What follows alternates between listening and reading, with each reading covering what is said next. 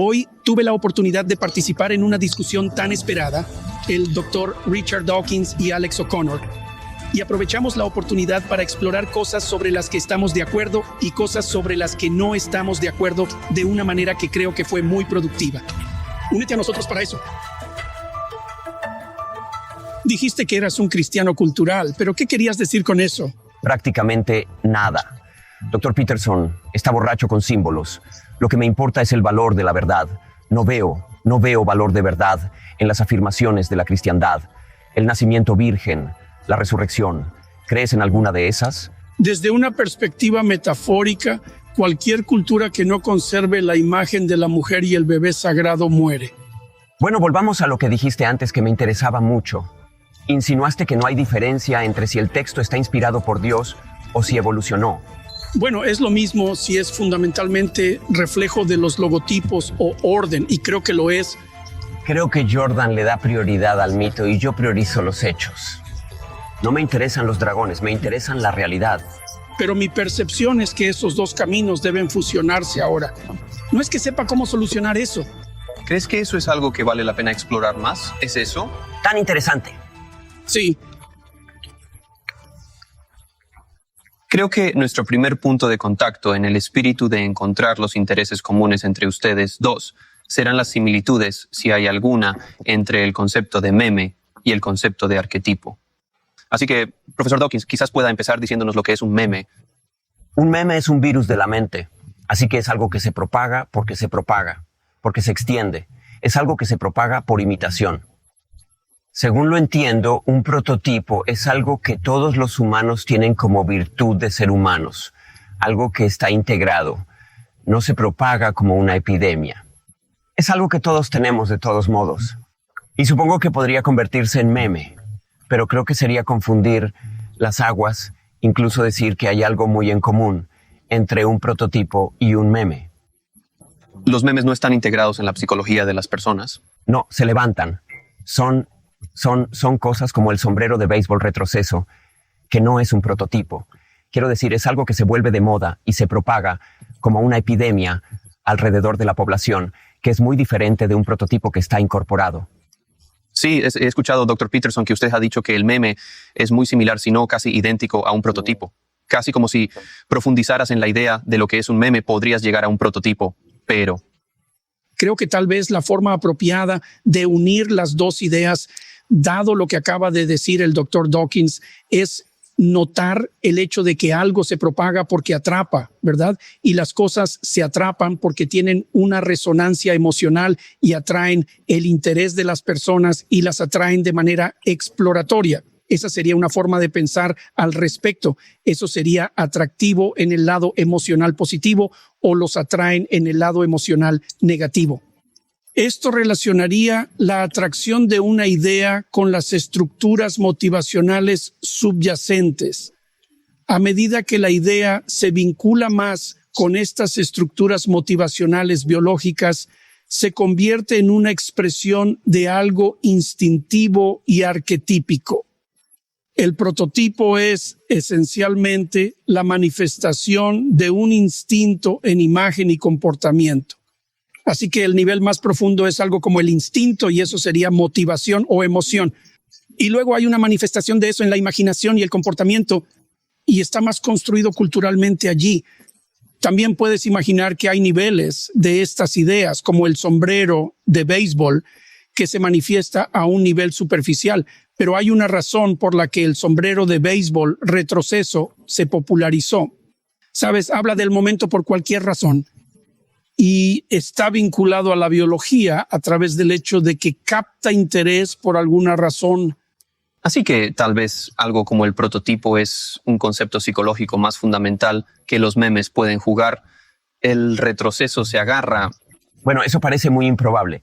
Pero la idea de que un prototipo podría ser la razón por la que algunos memes se difunden me parece plausible si realmente crees en los prototipos. Sí, pero ¿prefieres pensar en memes o piensas en memes como los llamas virus? Sí, no tiene que tener. Es la expansibilidad que es el punto destacado. Y si incorporar un prototipo es algo que es alguna razón por la que se pueden extender, entonces yo podría. Ve con eso, sí.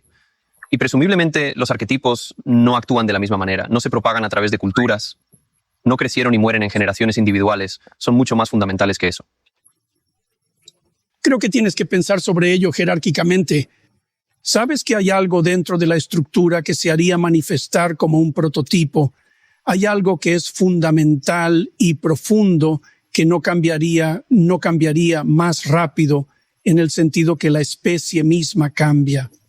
Pero entonces habría eflorescencias de esa idea que serían menos permanentes, ya que estaban más sintonizados a los detalles de ese tiempo. Entonces, eso no es realmente diferente de decir que hay ideas que se manifiestan en diferentes niveles de profundidad, lo cual también es algo complejo. Y como no es tan fácil especificar lo que hace profunda una idea, lo que la hace más arquetipada y lo que la hace transitoria y trivial. Hay una relación entre tales ideas. No hay idea tan diminuta que no pueda tocar lo profundo, lo cual a nadie le importaría, ¿verdad? Así que las ideas arquetipales tienen esa capacidad de propagarse viralmente y ascender y descender. Eso puede verse en la historia de las ideas religiosas. Ahora que las ideas religiosas pueden ser muy atractivas porque de lo contrario no se extenderían, ahora lo hacen. Hay variaciones en ellos como en los idiomas, pero también hay algo que es el núcleo que los hace identificables, digamos como ideas religiosas en lugar de cualquier otro tipo de idea. Quiero decir, una de las cosas que realmente me interesaba, te envié un correo electrónico a una vez preguntando si habías leído a Richard Elliot, especialmente El Sagrado y El Profano, pero también tiene una serie de 3 libros llamada Historia de las Ideas Religiosas, y realmente me gusta la historia de ideas religiosas. Es un gran libro. Y una de las cosas que hace es analizar un motivo religioso muy generalizado, que es la batalla entre los dioses en el cielo. Ves esta idea en muchas culturas y cada dios es la expresión de un modo de percepción o de ser. Y lo que ves suceder en muchas culturas es que hay muchas formas de ver el mundo y actuar en él que se metamorfizan en algo divino. Y mientras las culturas se mezclan, sus dioses compiten en el espacio de la imaginación y algo como una forma jerárquica. Esa es la aparición de algo como el monoteísmo y el asociado. Hemos estado hablando del concepto de memes. Sería extraño dudar de la idea de que los memes existen y se transmiten, pero podría haber más espacio para cuestionar este concepto de prototipo. Me preguntaba, profesor Dawkins, ¿qué opina sobre los arquetipos en general? Bueno, por ejemplo, si tomamos la idea de los dioses competentes entre sí, que yo lo considero esa es un prototipo apropiado porque está presente en todas las culturas. Supongo que quieres decir que es algo incorporado genéticamente. Finalmente, supongo que hay algo en nuestro cerebro, hace que diferentes culturas inventen el mismo tipo de símbolos religiosos. Sí, cosas como una batalla entre dioses es uno. Esa es una... Y podrían existir otros. No es tan convincente. Es algo obvio, porque tenemos batallas humanas. Y por lo tanto, una idea de batallas entre dioses no sería sorprendente. No parece una observación muy profunda. Bueno, creo que lo que es interesante, lo que me ha interesado es empezar a entender la naturaleza de los temas universales y cómo se expresan en historias. Quiero decir, una de las cosas que quería explorar contigo, porque creo que esta es una idea que está en el núcleo del conflicto cultural, es que los tipos posmodernos parecen haber tropezado con algo que en realidad creo que es verdad. No son la única disciplina que llega a esta comprensión porque se puede ver emergiendo en neurociencia y en AI y en robótica, que vemos el mundo de los hechos a través de algo que cuando se describe como una historia, porque tenemos que priorizar nuestras percepciones, tenemos que priorizar los hechos. Una historia es un relato de cómo priorizamos nuestras percepciones y los hechos que encontramos. Así que, por ejemplo, cuando vas a ver una película, la película tiene un héroe. Y lo que los escritores hacen es mostrarte cómo el héroe prioriza sus percepciones, a qué se ocupa y cómo actúa. De eso derivas la historia de su vida y su ética. Y la idea de que tenemos una historia, tenemos que organizar nuestras percepciones en prioridad. Y la descripción de esa organización es una historia. Esa es una idea muy revolucionaria. Y creo que el postmodernista tiene eso en lo cierto. Y creo que es por eso que tenemos una guerra cultural en curso. Al menos en parte es porque la idea de que vemos el mundo a través de una historia, o que una historia es una descripción de la estructura a través de la cual vemos el mundo. Creo que es preciso porque tenemos que priorizar nuestras percepciones. Entonces, ese es un problema complicado. Priorizaría mis percepciones como esta. El hecho de que me importa es que son verdaderos y tengan evidencia para ellos. Y no me interesan tanto los símbolos. Creo, Dr. Peterson está borracho con símbolos. Sí, mencionaste que he oído ese comentario, sí. Sí. Quiero decir, por ejemplo, he contado en tu libro que luchamos con Dios el número de referencias a Caín. Hay 356 referencias a Caín en el libro y 20 referencias a los descendientes de Caín. Estás obsesionado con Caín porque Caín es simbólico del mal, todo el mal del mundo. Tú culpas más o menos a Caín y esto es Caín. Me refiero a ti. ¿No crees que Caín existiera realmente, supongo? Desde que me uní a la cableadora diaria, hemos creado una vasta colección de contenido premium. Obtenga toda la colección de Vida Dominada. Fortalezca su relación con la masculinidad seria en mi serie. Descubra su propósito, imaginación y destino. Desarrollar una visión para su propia vida es esencial. Mi nueva serie, La Negociación, ofrece pasos prácticos para cerrar tratos exitosos para ambas partes. También ofrecemos una serie de cómo fortalecer el éxito familiar y metas. La gente está luchando con la depresión y la ansiedad. Caminar por todo eso, ¿cómo lo enfrentas? ¿Cuál es el mejor camino a seguir? Además, hemos explorado los escritos bíblicos y su influencia cultural. Nuestra nueva serie de 10 partes sobre el Evangelio define el relato del Nuevo Testamento. Y finalmente, úneme en un viaje a través de las bases del tiempo del oeste. El trabajo que estoy haciendo con el cable diario trae el espíritu de aventura. Únete a nosotros hoy en día.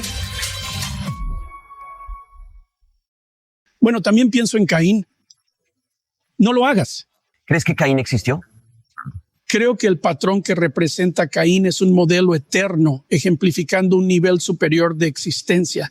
Eso es diferente. Me di cuenta. Eso, pero hay tipos de Caín que existen y ahí... Son buenos, pues sí, hay tipos de caínos que se caen en sí mismo. Quiero decir que le das el juego donde dices en tu libro que Caín y Abel fueron los primeros humanos en nacer de manera natural. Ahora que eso te traiciona como finges que crees que realmente existieron, porque no habrías dicho que nacieron de una manera natural, a menos que estuvieras confundiendo hechos con símbolos allí, porque no crees que ese Caín y el etiqueta existieron. Bueno, no estoy seguro de qué pienso sobre Caín y Abel, pero creo firmemente que su patrón siempre existirá. Siempre existe. ¿Entiendes eso? Eso es otra cosa, un patrón que representan el conflicto entre hermanos, la rivalidad entre hermanos. Este es un patrón fundamental, sí, es algo que está allí, pero me importan los hechos. Quiero decir, ¿existieron o no? Puedo imaginar una situación donde al origen de la historia se refería a dos hermanos reales. A medida que las historias se propagan y mutan a través del tiempo, se adaptan a la estructura de la memoria humana, profundizándose y ampliándose. Se vuelven emblemáticas no solo del conflicto entre los dos hermanos originales de la historia, sino también del conflicto entre hermanos en general y luego de los más fundamentales conflictos en los seres humanos. La literatura sofisticada refleja esto, como las relaciones bíblicas que hablan tanto de hechos como de manera poética, metafórica y alegórica, algo conocido en el análisis bíblico por siglos. Los literistas bíblicos generalmente sufren el problema de que ni siquiera saben lo que significa ser literalista. Hay muchas formas poco sofisticadas de acercarse a un texto. Veamos qué piensa el profesor Dawkins. Yo, siendo literalista, entiendo tu punto de vista. Pero cuando mencionas a Caín y Abel, fueron realmente los primeros nacidos naturalmente.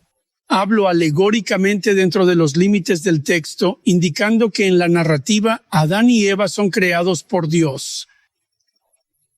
Y así que ellos no son emblemáticos del patrón de seres humanos que existen en la historia caída dentro de los límites del texto. Las dos primeras personas que son genuinas, que no son creaciones de Dios, son Caín y Abel. Y para mí son emblemáticos de los patrones de conflicto que destruyen a la gente en el mundo de la historia, en el mundo de la historia normal. Profesor Dawkins, sé que se enojan especialmente con esa afirmación de que Caín y Abel fueron los primeros humanos normalmente nacidos, pero creo que si entiendo correctamente al doctor Peterson, hay cosas que pueden ser ciertas en una historia. Es cierto que Sherlock Holmes vive en la calle Baker 221B. Por lo que entiendo, tal vez esto sea lo que quieres decir con la verdad de Caín y Abel como los primeros nacidos naturales. Es interior. Bueno, en Contexto de esta historia, son los primeros dos espíritus o patrones en los que puedes pensar. Sí, los patrones de percepción y acción que caracterizan la existencia humana en el mundo caído, ¿verdad? Así que son emblemáticos de lo que sucede en la historia fuera de lo que se quiere decir por el paraíso preexistente. Entiendo que esto surge con el tiempo, cuando alguien pregunta si Caín y Abel realmente existieron. Y tú entiendes que este es el propósito de la historia. Ellos. ¿Es una pregunta tonta? Creo que es como preguntar si Raskolnikov existió en El crimen y el castigo. Esta no es una pregunta trivial porque puedes responder sí o no. Puedes argumentar que no había una persona específica como Raskolnikov.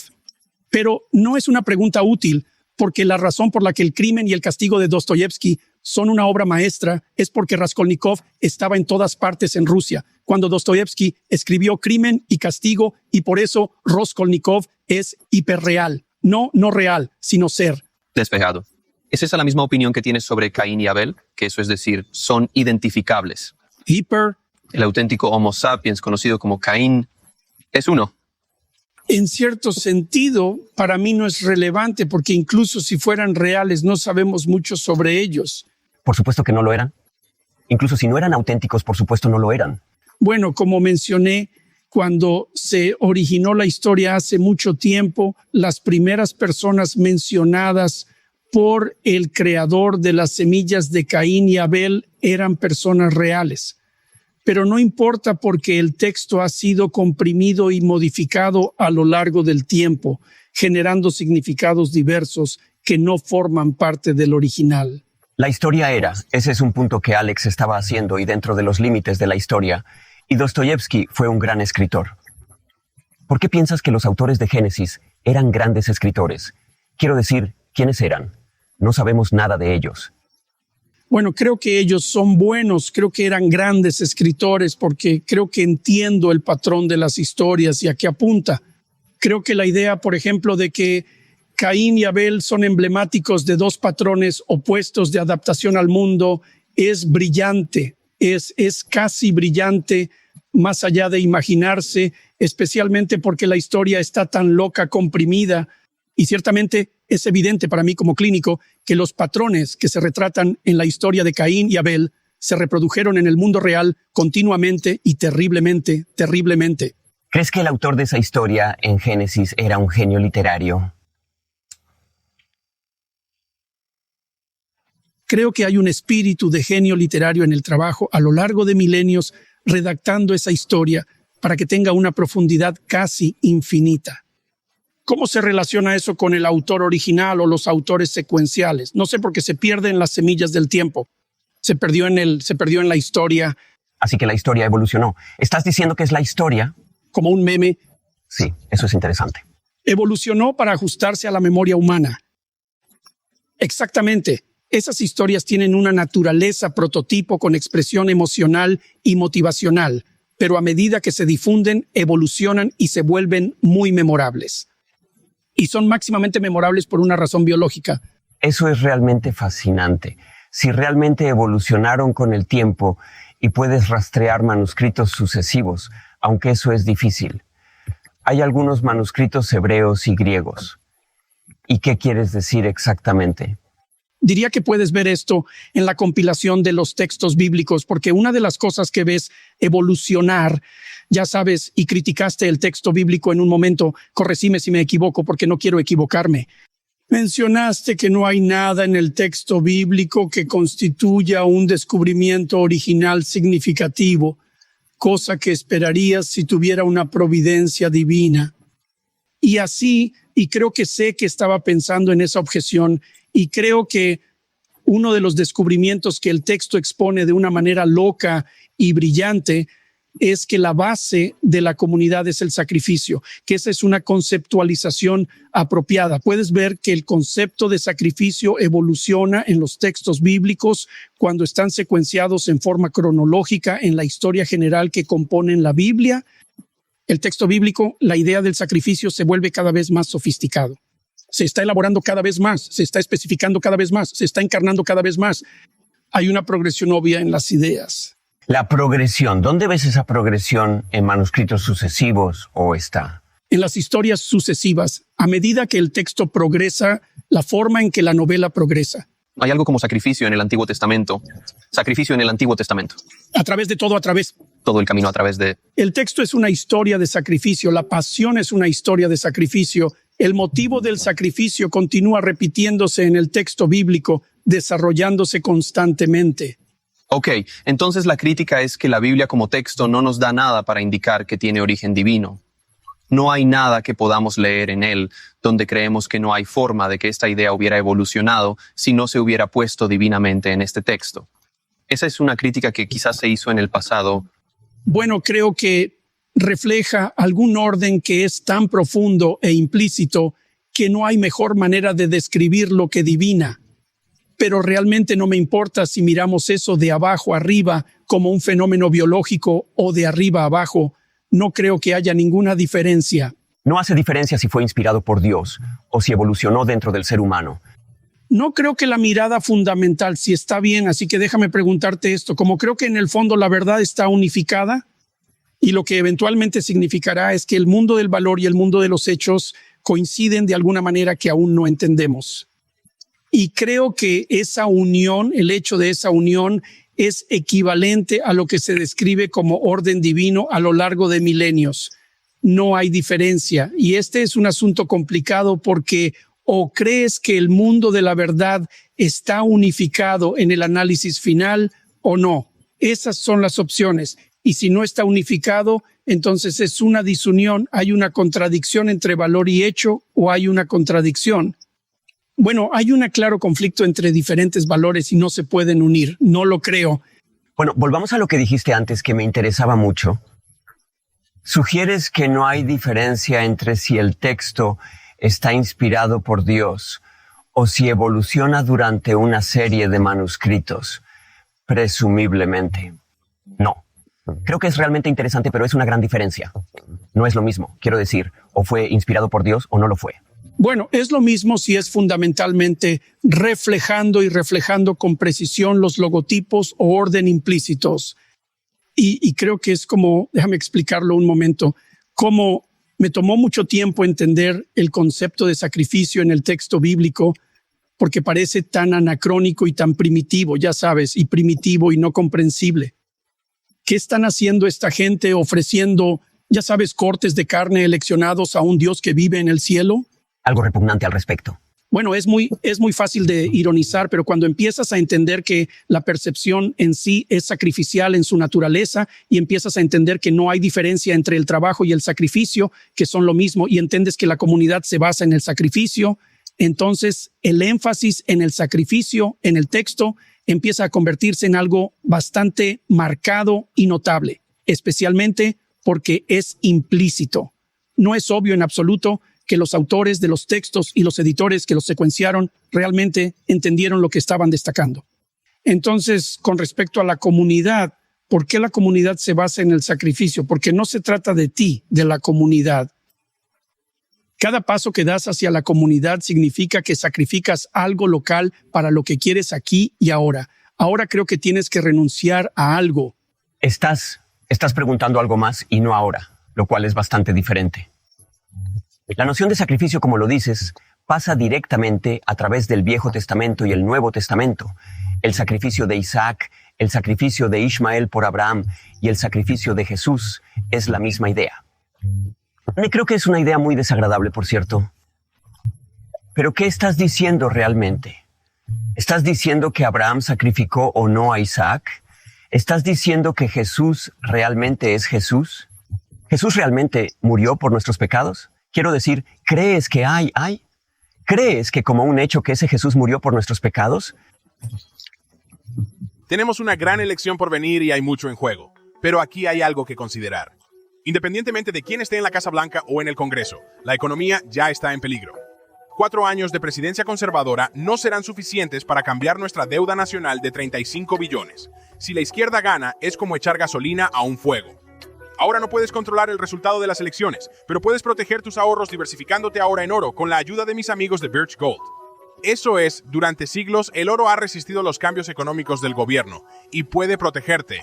Birch Gold puede ayudarte a convertir un IRA o 401k en oro físico. Y la mejor noticia es que no te cuesta ni un centavo de bolsillo. Considera esto. En los pasados 4 años, el poder adquisitivo del dólar ha bajado, mientras el precio del oro ha subido un 40%. ¿Coincidencia? Creo que no. Esto es lo que debes hacer. Envía un mensaje a Jordan al 9898998 para obtener su kit informativo gratis sobre oro. Después, diversifica.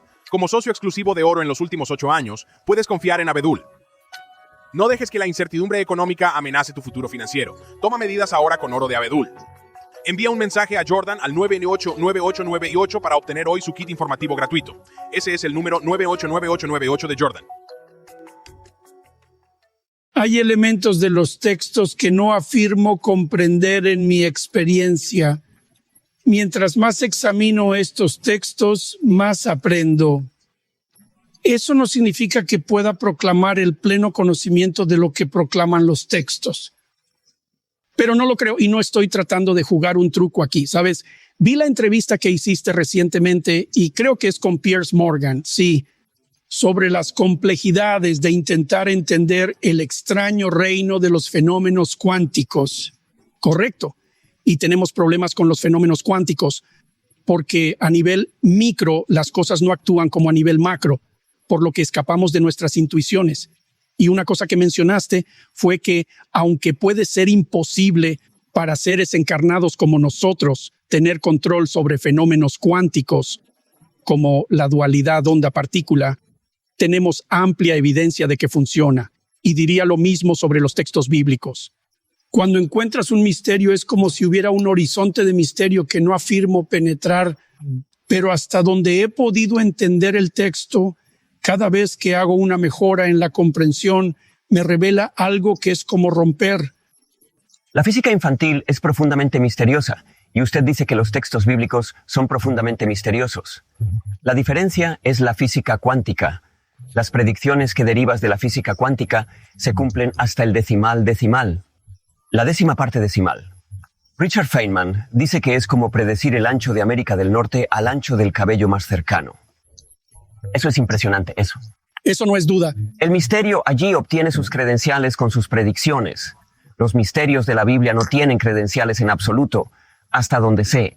Bueno, supongo que las credenciales que puse, hiciste una declaración hace un par de meses que me pareció muy interesante y no afirmo entenderlo y no estoy tratando de ponerte en el lugar con ella. Dijiste que eras un cristiano cultural, ¿ok? Y eso me hizo crecer el número de preguntas en mi mente, ya sabes. Y la primera pregunta fue...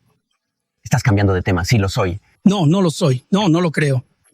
Puede que salto fuera del tema de él. Para recuperar el cristiandad cultural. Pero creo que tengo una lista de preguntas que querías hacer y esa es una de ellas. Pero creo que el profesor Dawkins te lo preguntó. Refiriéndose al poder predictivo y a la utilidad de las historias. Así que eso es lo que estaba tratando de decir. Justo en... De acuerdo, así que ese es el punto. Bueno, me parece que tu declaración de que eres un cristiano cultural es un reconocimiento y en una declaración que has encontrado algo en la cultura que se derivó del cristianismo con lo que tienes afinidad y que hay alguna razón para eso. Y una de las cosas que quería preguntarte es, bueno, ¿qué crees que el cristianismo hizo bien que te permite hacer una declaración así? Quiero decir, sé que hay diferencias quizás en lo que ambos pensamos sobre la veracidad final de las historias bíblicas. Tal vez no haya diferencias, como si necesitara mucha conversación averiguar esto. Pero, ¿qué quieres decir con eso? ¿Cómo qué crees que el cristianismo hizo bien que te permitiría hacer una declaración así? Casi nada que quisiera decir con eso, no más que he sido criado en la cultura cristiana. Fui a escuelas cristianas. Por lo tanto, conozco el mío.